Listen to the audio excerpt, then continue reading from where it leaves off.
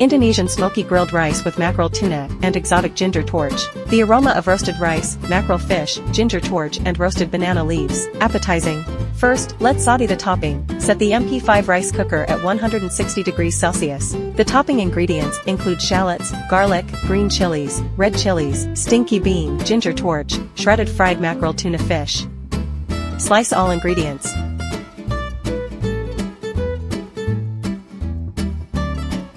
Pour the VCO into the MP5 rice cooker.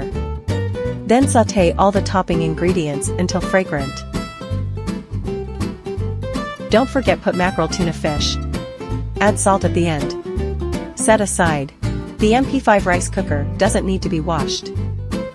Put the rice and all the ingredients into the MP5 rice cooker. Stir evenly. Then close, set RIC2 menu. Once cooked, add the topping ingredients that were sautéed earlier, turn it off and stir evenly. Ready to be wrapped in banana leaves.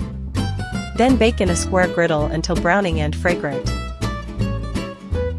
Ready to be served with chili sambal and fresh vegetables. Enjoy your lunch.